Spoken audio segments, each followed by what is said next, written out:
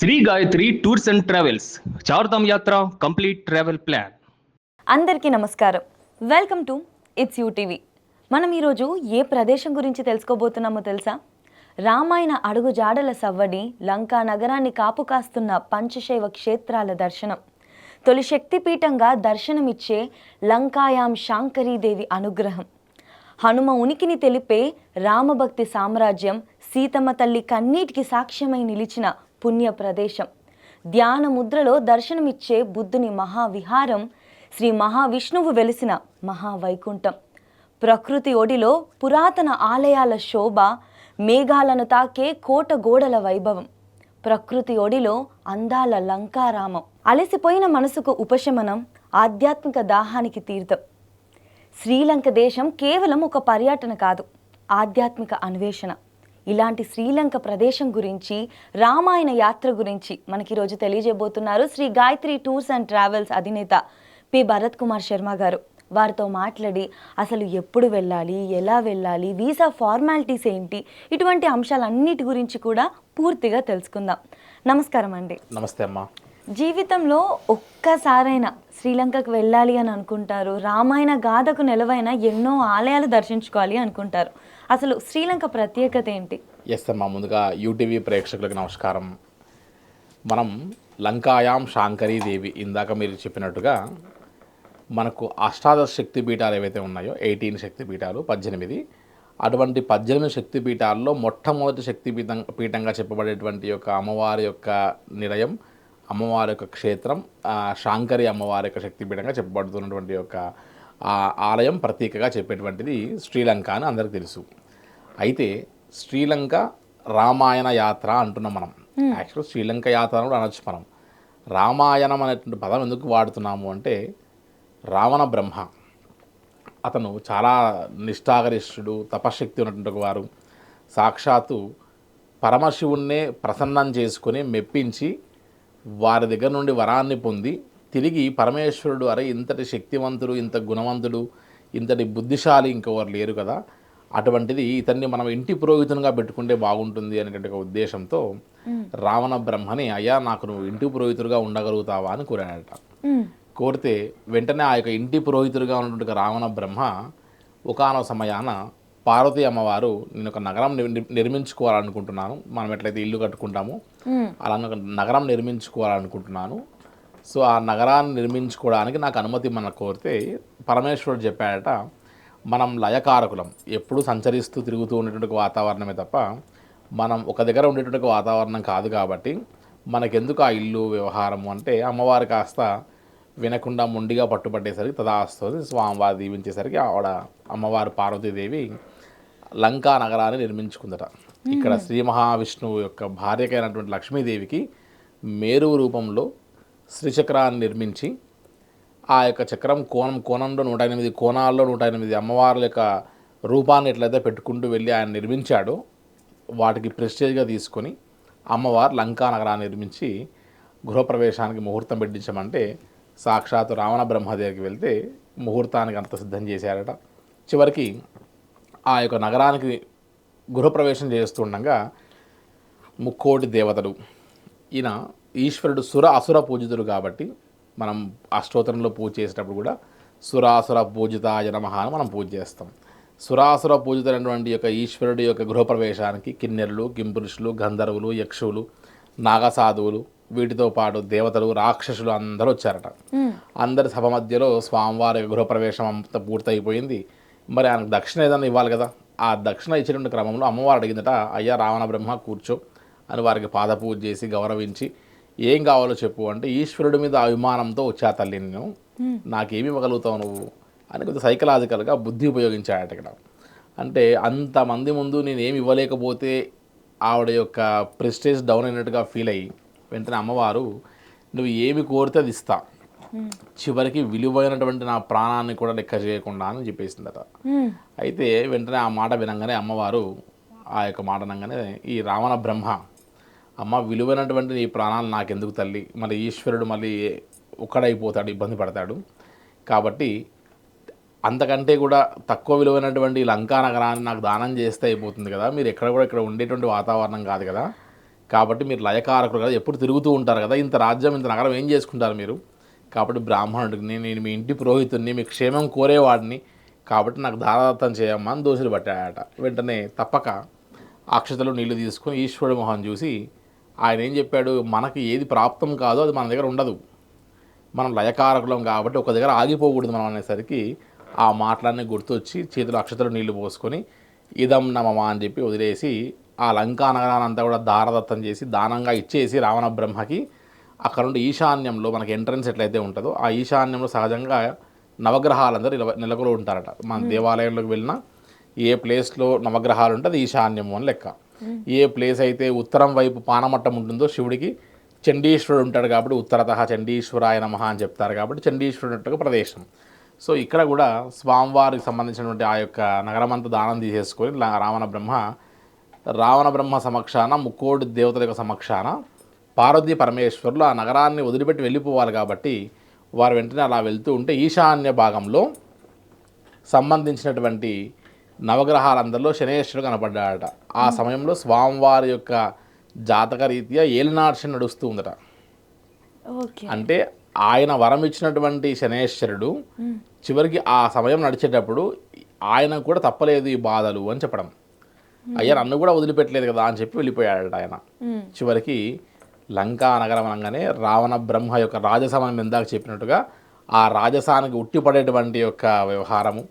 చివరికి రామాయణ ఘట్టం సీతమ్మవారిని అశోక వాటికకు తీసుకొని వెళ్ళిన తర్వాత ఆ రామాయణం అనేటువంటి యొక్క ఫౌండేషన్కి సంబంధించి ఆయన తీసుకొని వెళ్ళిన తర్వాత దగ్గర నుంచి మొదలు పెడితే లంకా ప్రవేశం దగ్గర నుంచి మొదలు పెడితే చివరికి రావణ బ్రహ్మ హతమై చివరికి ఆ హత్యాపాతకానికి సంబంధించినటువంటి ఆ దోష నివృత్తి కోసమై మొట్టమొదటగా శివలింగాన్ని కూడా అక్కడ స్థాపించబడినటువంటి క్షేత్రంగా రావణ బ్రహ్మ సంహారం కోసమై ఉపశమనం కోసం శ్రీరాముల వారు నిర్మించినటువంటి ఆ యొక్క దేవాలయము శివప్రతిష్ఠ కూడా మనకు కనబడుతూ వస్తుంది.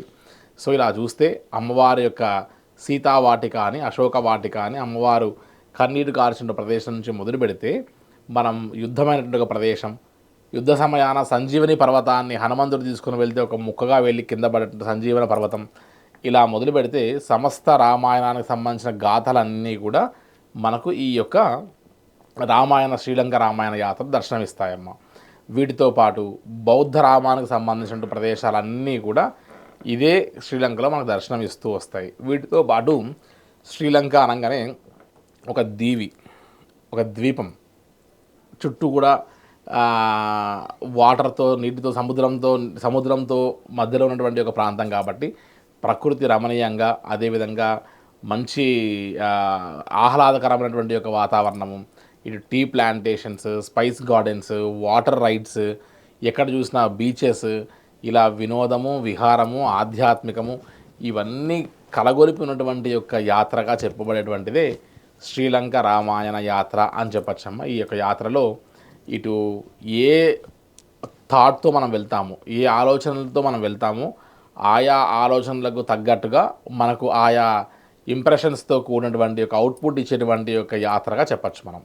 అసలు గృహప్రవేశం చేసేందుకు వచ్చి పూజ చేసినందుకు అమ్మవారు అడిగితే దేనికోసం అయితే వచ్చారో అదే ప్లేస్ని అడగడం ఏదైతే ఉందో నేను ఫస్ట్ టైం వినడం. సహజంగా ఈరోజు మనం గృహప్రవేశానికి మనము ప్లాన్ చేసుకుంటే కోట్లు పెట్టి ఇల్లు కొనుక్కొని లక్షలు పెట్టి ఇంటీరియర్ చేసుకొని చివరికి ఒక అర్చకుడి దగ్గరికి వచ్చి మనం గృహప్రవేశం చేయాలంటే ఒకరే వస్తే సరిపోతుంది కదా, ఇద్దరెందుకు, ముగ్గురు ఎందుకు అని అడుగుతూ చివరికి 10,000, 15,000, 20,000 రూపాయలకు కూడా గృహప్రవేశం మనం బార్గెనింగ్ చేస్తాం. అంటే మన యొక్క లీస్ట్ ఖర్చు ఏదైనా పెడుతున్నాము ఇంటికి అంటే అది గృహప్రవేశం చేసినట్టుగా పురోహితుడికి తక్కువ ఉంటుంది, అన్ని ఖర్చులు లెక్కేసుకుంటే ఇంక్లూడింగ్ రిజిస్ట్రేషన్ ఛార్జెస్తో సహా. అవును. కానీ ఆ రోజుల్లో అది కాదు. ఆయన్ని ఆనందింపజేసేలాగా ఏది కోరితే అది ఇవ్వాలన్నటువంటి ఒక రూల్ కాబట్టి అడిగింది ఇవ్వాలి కాబట్టి అడిగింది అమ్మవారు ఇచ్చివేసింది అనేటువంటిది కూడా మనం ఇక్కడ గుర్తుపెట్టుకోవాల్సిన నిదర్శనం తల్లి. చాలా మంచి స్టోరీ చెప్పారండి, అసలు వెరీ ఇన్ఫర్మేటివ్. సో ఇందాక మీరు మాట్లాడేటప్పుడు శాంకరీదేవి గురించి కూడా చెప్పారు కదా. ఈ యాత్రలో మనము తొలి శక్తిపీఠమైన శాంకరీదేవిని కూడా దర్శించుకుంటాం కదా. అసలు ఈ యాత్ర గురించి పూర్తి వివరాలు చెప్తారా? ఎస్ అమ్మ. యాక్చువల్గా ఈ శ్రీలంక రామాయణ యాత్ర అనేటువంటి యాత్ర సుమారుగా మనం east, west, north, south 4 Sri Lanka సంబంధించినటువంటి ఒక ప్రదేశాలన్నింటినీ కవర్ చేస్తూ ఆ కంట్రీలో ఏది మిస్ కాకుండా మనం అన్నీ కవర్ చేయాలి అని అంటే సుమారుగా మనం ఒక 7 డేస్ అయినా సరే మనం కనీసం ఈ యొక్క రామాయణ యాత్రకు సంబంధించి, అదేవిధంగా బౌద్ధ రామాలకు సంబంధించి, శివాలయాలకు సంబంధించి, వైష్ణవాలయాలకు సంబంధించి, శక్తిపీఠాలకు సంబంధించి అన్నీ కవర్ చేయాలంటే కనీసం 7 డేస్ పెట్టుకోవాలి. ఇది మనం హైదరాబాద్ నుంచి కానీ, బెంగళూరు నుంచి కానీ, చెన్నై నుంచి కానీ మనం ప్లాన్ చేసుకోవచ్చు. ఫస్ట్ మొట్టమొదటిగా మనం కొలంబో వెళ్ళిపోతాం. కొలంబో నుండి మనం స్టార్ట్ చేసి మన యొక్క యాత్ర ఈస్ట్, వెస్ట్, నార్త్, సౌత్ అంతా పూర్తి చేసుకొని తిరిగి మళ్ళీ మనం కొలంబో రావడానికి మనకు సుమారుగా 7 డేస్ పెట్టుకోగలిగితే డైరెక్ట్గా హైదరాబాద్ నుంచి ఫ్లైట్స్ ఉన్నాయి, బెంగళూరుకి ఫ్లైట్స్ ఉన్నాయి, చెన్నైకి ఫ్లైట్స్ ఉన్నాయి కాబట్టి ఆయా టైమింగ్స్ చూసుకొని చేసుకోవచ్చు. అండ్ అట్లీస్ట్ 7 డేస్ పెట్టుకోకపోతే అంత దూరం శ్రీలంక యాత్రకు వెళ్ళిన తర్వాత మనం అయ్యో ఈ ఇంపార్టెంట్ ప్లేస్ ఒకటి మనం మిస్ అయ్యాము అన్నటువంటి యొక్క వ్యవహారం కాకుండా అన్నిటినీ కవర్ చేసుకొని వస్తే మళ్ళీ ఇంకొకసారి లైఫ్లో అటువైపు వెళ్లకుండా చూసుకునేటువంటి ప్రయత్నం చేస్తూ 1-2 డేస్ని కాస్త చూసుకోగలిగితే అన్ని కవర్ చేసుకొని రావడానికి మనం ప్రయత్నం చేయొచ్చమ్మా. సో యాక్చువల్గా మనం 7 డేస్ కేటాయిస్తే ఫుల్ సాటిస్ఫాక్షన్తో ఏది మిస్ చేయకుండా రావచ్చు. ఎస్ అమ్మా. సో మనం ఇక్కడికి వెళ్తున్నాం కాబట్టి ఏమైనా వీసా ఫార్మాలిటీస్ కానీ ఇలాంటివి ఏమైనా ఉంటాయా, రూల్స్ అండ్ రెగ్యులేషన్స్ కానివ్వండి? ఎస్ అమ్మా. యాక్చువల్గా శ్రీలంక రామాయణ యాత్ర అనేటువంటి ఈ యాత్ర మనం నేపాల్ ముక్తినాథ్కి వెళ్ళినట్టుగానే మన పొరుగు దేశం, అదేవిధంగా వీసా లేకుండా వెళ్ళగలిగేటువంటి దేశం. పాస్పోర్ట్ కంపల్సరీ ఉండాల్సిందే, కానీ వీసా కోసం సపరేట్గా మనం పెద్దగా కష్టపడవలసిన అవసరం లేకుండా, అదేవిధంగా వీసా కోసం మనం ముందుగా ఏమైనా పేమెంట్ చేయాల్సిన అవసరం లేకుండా ఫ్రీ ఆఫ్ కాస్ట్లో వీసా ఆన్ అరైవల్ మనకు దొరికిపోతుంది. అండ్ అలా కాకుండా మనం ఈ వీసాకు సంబంధించినటువంటి ఒక ఫార్మాలిటీస్ అన్నీ ఆన్లైన్లో కూడా చేసుకొని మనం ఈ యొక్క శ్రీలంక యాత్రకు వెళ్ళిపోవచ్చు. మనం వాటిలో బేసిక్ డాక్యుమెంటేషన్ ప్రాసెస్ ఉంటుంది, అవి మాత్రం ఫిలప్ చేస్తే మనకు జస్ట్ 24 అవర్స్లోనే వీసా వచ్చేస్తుంది. సో వీసా సంబంధించిన కష్టం ఏమి ఉండదు. రేపు వెళ్ళాలనుకుంటే ఇవాళ ఫ్లైట్ టికెట్ బుక్ చేసుకొని కూడా ఒక 1 అవర్ లైన్లో నిలబడేసి మనం ఎయిర్పోర్ట్ ఆఫ్ కొలంబోలో కూడా వెళ్ళి మనం ఫిలప్ చేసేసి కూడా మనం సంబంధించినటువంటి ఆ వీసా ఫామ్ ఫిలప్ చేసి కూడా మనం శ్రీలంకలో ఎంటర్ అవ్వచ్చు. సో పెద్దగా డాక్యుమెంటేషన్స్తో పని లేదు. ఇక్కడంతా కూడా ప్లేన్ ల్యాండే కాబట్టి పెద్దగా ఎక్కడ హిల్ ఏరియాస్ అవి కొండలు, గుట్టలు, లోయలు, ల్యాండ్ స్లైడ్స్ ఇటువంటివి ఏవి ఉండవు కాబట్టి చాలా ప్రశాంతంగా ఎటువంటి సమస్యలు లేకుండా ప్రశాంతంగా ట్రావెల్ చేయొచ్చమ్మా మనం. ఓకే, అంటే ఎత్తైన ప్రదేశాలకు వెళ్తే బేసిక్గా హెల్త్ ఇష్యూస్ విషయంలో భయపడతారు కదా, ఇక్కడ అలాంటి సమస్య ఏం లేదా? నో, ఇక్కడ కూడా హై ఆల్టిట్యూడ్స్ లేవు, సముద్ర మట్టానికి చాలా ఎత్తుగా వెళ్ళిన ప్రదేశాలు లేవు, అదేవిధంగా హై ఆల్టిట్యూడ్ సిక్నెస్కి గురవ్వాల్సిన అవసరం లేదు. శ్రీలంకలో మరీ ముఖ్యంగా సిస్టమాటిక్ రోడ్స్ ఉంటాయమ్మా, చాలా రూల్స్ అండ్ రెగ్యులేషన్స్ ఫాలో అవుతారు ట్రాఫిక్కి కూడా. సో ఎక్కడ కూడా మీకు అసౌకర్యం కలగదు. మంచి ఫారెన్ టూరిస్ట్ ప్లేస్ కాబట్టి మంచి అకామిడేషన్స్ ఉంటాయి. కాంప్రమైజ్ కాకుండా చాలా ప్రశాంతంగా ఒక లగ్జరియస్ యాత్రని లో బడ్జెట్లో మనం చేసుకున్నటువంటి ఒక యాత్రగా చెప్పచ్చు శ్రీలంక యాత్ర. ఓకే అండి, అంటే మనకి వీసాలో మెయిన్గా వీసా అనగానే భయపడతారు కదా, ఎంత కాంప్లికేషన్స్ ఉంటాయో, అప్లై చేయాలి, అంత టైము పట్టదు, కాంప్లికేషన్స్ ఎక్కువ ఉండవు, కష్టం లేకుండా సింపుల్గా చేసుకోవచ్చు. అండ్ అక్కడ కూడా హెల్త్ ఇష్యూస్ పరంగా కూడా ఎటువంటి సందేహాలు కూడా పెట్టుకోవాల్సిన అవసరం లేదు. మరీ ముఖ్యంగా మన తెలుగు వారికి అయితే ఫుడ్ విషయంలో మనదంతా డిఫరెంట్ టేస్ట్. మరి డైరెక్ట్ ఇంకొక మనం వేరే ప్లేస్కి వెళ్తున్నాం శ్రీలంక అని అంటే మరి ఆ దేశంలో ఫుడ్ ఎలా ఉంటుంది, మనం దానికి అడాప్ట్ అవ్వగలుగుతామా, అడ్జస్ట్ అవ్వగలుగుతాం అంటారా? ఎస్, యాక్చువల్గా మనం తీసుకున్న ఆహారం ఇన్ టైం మనం మంచి ఆహారం తీసుకోలేకపోతే మన కార్బోహైడ్రేట్ బాడీస్ అన్నీ కూడా డీలా పడిపోవడము, మనకు శక్తి సామర్థ్యం సరిపోక చివరికి యాత్రకు కావాల్సినటువంటి యొక్క బలం మనకు చేకూరక మనం ఇబ్బంది పడవలసిన పరిస్థితి వస్తుందమ్మా. సో ఇటువంటి సిచ్యువేషన్స్ లేకుండా మనం గాయత్రి టూర్స్ అండ్ ట్రావెల్స్లో ఏ యాత్ర చేసినా కూడా ఖచ్చితంగా మనం సంబంధించినటువంటి సెల్ఫ్ కిచెన్నే మనం ప్రొవైడ్ చేస్తూ మన యొక్క తెలుగు వారిని మనం పంపిస్తూ వంట చేయించేటువంటి ప్రయత్నం చేసి మార్నింగ్ 2 వెరైటీస్ ఆఫ్ బ్రేక్ఫాస్ట్తో పాటు మధ్యాహ్నం లంచ్, సౌత్ ఇండియన్ లంచ్తో పాటు నైట్ డిన్నర్ అంటే కూడా మనం ప్లాన్ చేస్తూ వస్తాం. అండ్ మరీ ముఖ్యంగా శ్రీలంకకు వచ్చినా కూడా 80% ఆఫ్ శ్రీలంక కల్చర్ అంతా కూడా తమిళనాడు కల్చరే ఉంటుంది. ఈచ్ అండ్ ఎవ్రీ హోటల్స్లో మనకు స్పెషల్ కిచెన్ ప్లేస్ ఇస్తారు కాబట్టి మన సెల్ఫ్ కుకింగ్ ఫుడ్ అందించేస్తాం.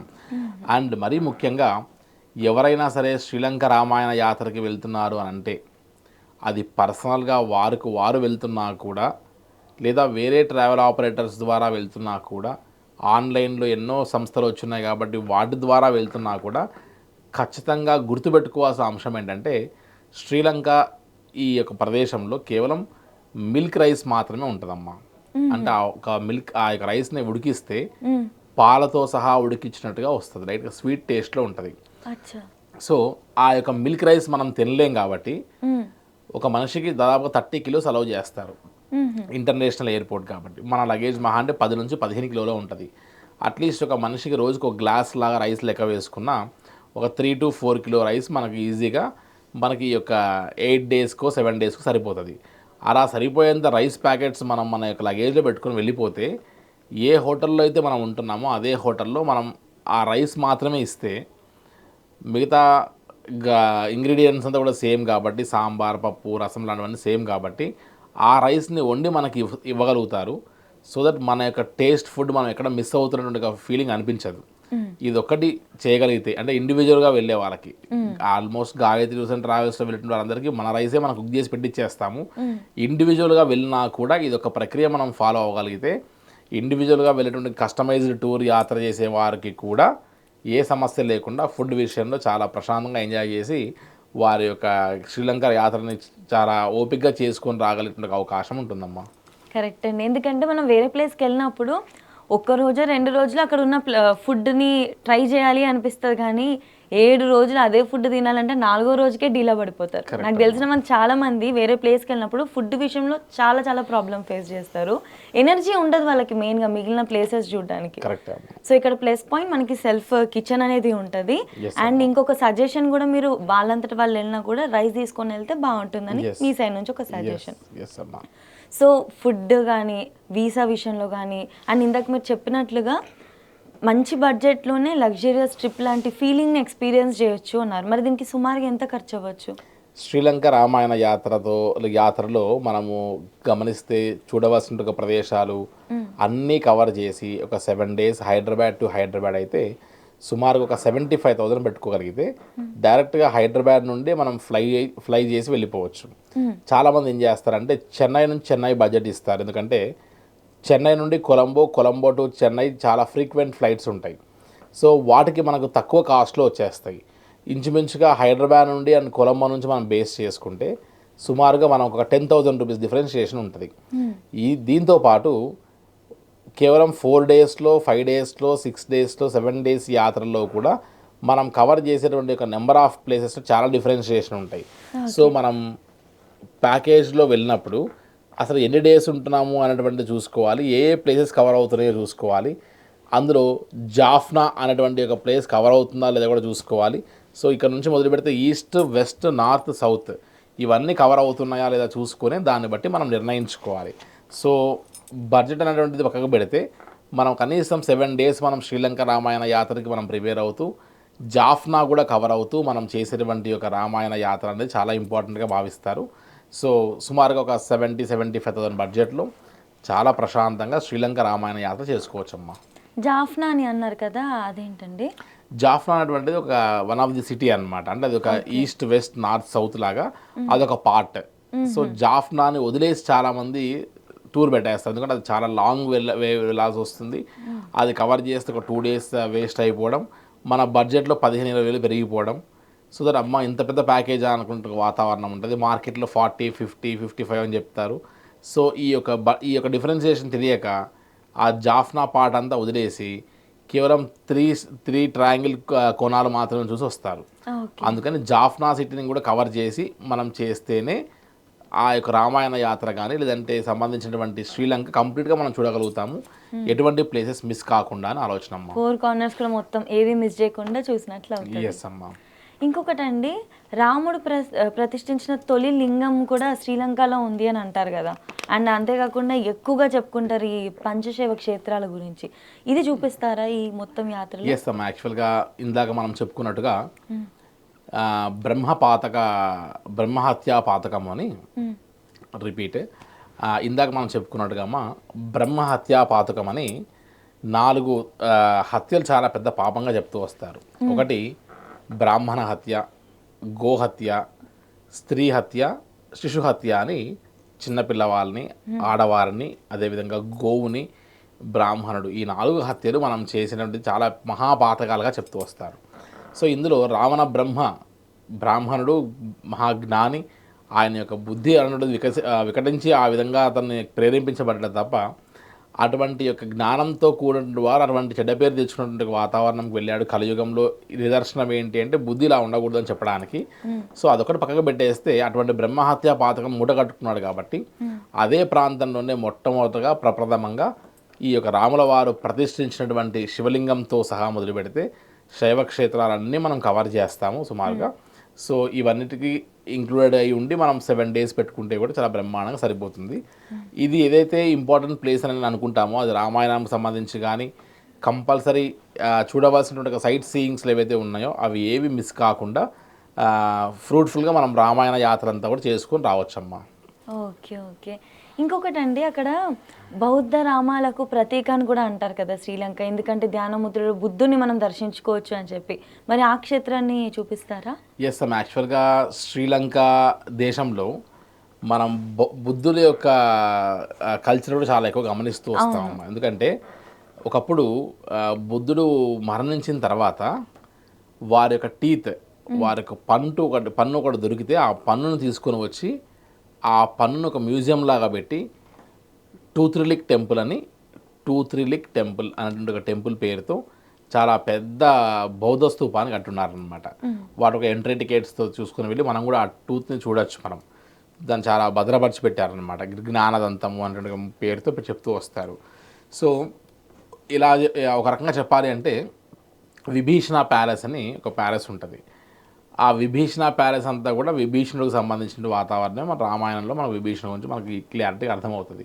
అటువంటి విభీషణుడి ప్యాలెస్ని కూడా అంటే ఒకప్పుడు మెయింటెనెన్స్ చేయలేక, పురాతనమైనటువంటి ఆలయాలు కాబట్టి మెయింటైన్ చేయలేక బుద్ధిస్ట్ అందరికీ హ్యాండ్ ఓవర్ చేయడం వల్ల లోపల ఉన్నటువంటి యొక్క ఇంటర్నల్ థింగ్ అంతా కూడా అదే పురాతనమైన మన కట్టడాల్లా కనబడుతున్నప్పటికీ పై మరమ్మతుల్లో మాత్రం బుద్ధుడి యొక్క స్తూపాలు పెట్టి ఒక చిన్న విగ్రహం పెట్టి ఇది బుద్ధిస్ట్ ఆలయంగా భావించబడుతూ వచ్చేటువంటి ప్రదేశాలు చాలా ఉన్నాయి. సో ఒక రకంగా చెప్పాలంటే మన హైందవ సంస్కృతి సాంప్రదాయాన్ని వాళ్ళు కనుమరుగు చేశారని కూడా చెప్పచ్చు.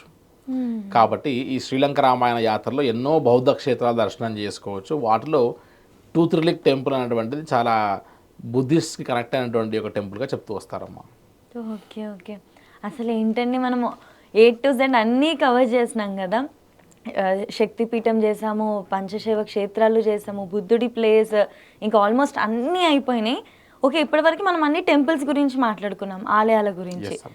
అక్కడ మనకి టూరిస్ట్ ప్లేసెస్ కానీ ప్రకృతి అందాల ఇలాంటి సీనరిక్ ప్లేసెస్ ఏమైనా చూస్తామా, లేకపోతే మొత్తం టెంపుల్సేనా? ఎస్ అమ్మా, యాక్చువల్గా శ్రీలంక రామాయణ యాత్ర అంటే ఇటు వినోదము, విహారము, అదేవిధంగా ప్రకృతి సౌందర్యమైన ప్రదేశాలతో పాటు డివోషనల్ ప్లేసెస్ కూడా మనం కవర్ చేయొచ్చు అని చెప్పినట్టుగా ఇందులో చూస్తే ఎలిఫెంట్ హౌస్ అని ఒకటి ఉంటుందమ్మా. ఎలిఫెంట్కి సంబంధించినటువంటి ఇన్ఫాంట్ ఎలిఫెంట్స్ ఉంటాయి. చిన్న ఎలిఫెంట్ బేబీస్ ఏవైతే కాస్త ఇంజూర్ అయి ఉంటాయో, తల్లి లేకుండా చిన్న పిల్లలుగా ఉన్నటువంటి చిన్న ఎలిఫెంట్స్ దగ్గర నుంచి వాటిని మిల్క్ అది ఫీడ్ చేస్తూ వాటి యొక్క సంరక్షణ చేస్తూ ఉంటారు. ఇదే రకంగా వాటర్ రైడ్స్ కానీ, అదేవిధంగా ఎంటర్టైన్మెంట్ ప్లేసెస్ కానీ, అదేవిధంగా మనం ఎన్నో బీచెస్ కానీ ఇటువంటివి చాలా బ్రహ్మాండంగా మనం చూడొచ్చు. ప్రకృతి రమణీయమైనటువంటి ప్రదేశాలు చాలా కవర్ అవుతాయి శ్రీలంక రామాయణ యాత్రలో. అండ్ శ్రీలంక యాత్ర అసలు టెంపుల్స్ ఏమి లేకుండా కేవలం డివోషనల్గా కాకుండా ఎంజాయ్మెంట్గా వెళ్ళాలనుకున్న ప్లేసెస్ కూడా చాలా ఉన్నాయి. నేచర్ కనెక్టెడ్ ప్లేసెస్ అని చెప్పచ్చు వాటిని. సో శ్రీలంక రామాయణ యాత్ర అన్ని వయసుల వారికి, అన్ని కేటగిరీస్ వారికి, అన్ని మైండ్ సెట్స్ ఉన్నటువంటి వారికి సూటబుల్ ప్లేస్ అని చెప్పచ్చమ్మా మనం. సూపర్ అండి. ఎందుకంటే పిల్లలు కానీ ఇప్పుడు మామూలుగా వేరే ఏజ్ గ్రూప్స్ వాళ్ళకి మొత్తం కూడా టెంపుల్స్ అంటే కూడా ఇదైపోతారు. అలా కాకుండా ఇలాంటి ప్లేసెస్ కూడా ఉన్నాయంటే బోత్ ఇటు డివోషనల్గా ఇటు పర్సనల్గా కూడా వాళ్ళు చాలా బాగా ఎంజాయ్ చేస్తారు. సూపర్ అండి. ఇంకొక చిన్న డౌట్ నాకు, కొన్ని ప్లేసెస్కి ఈ టైంలో వెళ్తేనే బాగుంటుంది, ఈ మంత్స్లో వెళ్తే బాగుంటుంది అని ఉంటుంది. మరి శ్రీలంకలో అసలు వెదర్ ఎలా ఉంటుంది, మనం ఏ టైంలో వెళ్తే బెస్ట్ అంటారు? శ్రీలంక అనేటువంటి ఈ యొక్క దేశం మనం గమనిస్తే హై ఆల్టిట్యూడ్ పాయింట్ కాదు కాబట్టి, అదేవిధంగా తమిళనాడు లాంటి నేచరే శ్రీలంకలో మొత్తం కనబడుతూ వస్తుంది మనకు. అదేవిధంగా శ్రీలంక రామాయణ యాత్ర అదేవిధంగా శ్రీలంక రామాయణ యాత్ర అనేటువంటి యాత్ర ఇది ఒక్కటి మాత్రమే ప్రపంచ దేశాల్లో 24 అవర్స్ 365 డేస్ ఎప్పుడూ టూరిజం నడిచేటువంటి యొక్క ప్రదేశం కేవలం శ్రీలంక మాత్రమే అని చెప్పచ్చమ్మా. సో ఒకసారి ఈస్ట్లో వర్షం పడితే వెస్ట్లో ఎండగా ఉంటుంది, సౌత్లో చలిగా ఉంటే నార్త్లో ఇంకో క్లైమేట్ ఉంటుంది. కాబట్టి 4 రకాల క్లైమేట్స్ 4 టైప్స్ అన్నీ కూడా ఒకటే కంట్రీలో చూడొచ్చు మనం ఈ యొక్క 7-8 డేస్లోనే. కాబట్టి శ్రీలంక యాత్ర అనేటువంటిది చాలా అద్భుతంగా ఉంటుంది. ఏ సంవత్సరం కూడా ఏ నెల కూడా ఈ నెలలో ఈ మాసంలో ఈ కాలంలో మనకు శ్రీలంక రామాయణ యాత్ర అనేటువంటిది అనుకూలంగా ఉండదు అని చెప్పడానికే ఉండదు, ఎప్పుడైనా వెళ్ళొచ్చు. అండ్ మన గాయత్రి టూర్స్ అండ్ ట్రావెల్స్ కూడా ఎవ్రీ మంత్ ఖచ్చితంగా శ్రీలంక రామాయణ యాత్ర ఒకటి ప్లాన్ చేస్తుంది. సుమారుగా 40 నుండి 50 మంది వరకు ప్రతి ఒక్కరు వెళ్తారు. ఈవెన్ 1, 2, 3, 4 లాంటి వారు ఉన్నా కూడా కస్టమైజ్ చేసి వారు కోరుకుంటున్న ప్రదేశాలని వారికి ఎన్ని డేస్ అవుతాయి అన్ని డేస్లో మనం సెట్ చేసి మనం కొలంబో ఎయిర్పోర్ట్లో పికప్ చేసుకునే దగ్గర నుంచి కొలంబో ఎయిర్పోర్ట్లో డ్రాప్ చేసే వరకు మన యొక్క లోకల్ పరిచయాలని యూజ్ చేసి ఈవెన్ మన గైడ్ వెళ్లకుండా ఉన్నా కూడా వారికి ఎక్కడ ఏ అసౌకర్యం కలగకుండా మనం హైదరాబాద్ టు హైదరాబాద్ ప్యాకేజ్లో ఇన్వాల్వ్ అయినా గ్రూప్తో వెళ్ళినా లేదా ఇండివిజువల్గా వెళ్ళినా సరే వారికి కూడా ది బెస్ట్ దీంట్లో వర్కౌట్ చేసి ఇస్తామమ్మా మనం. ఎక్సలెంట్ అండి. అసలు శ్రీలంక రామాయణ యాత్ర గురించి ఇన్ డీటెయిల్గా ప్రతి ఒక్క అంశం గురించి కూడా చాలా చక్కగా వివరించారు. ధన్యవాదాలు. థ్యాంక్ యూ అమ్మా. నమస్తే.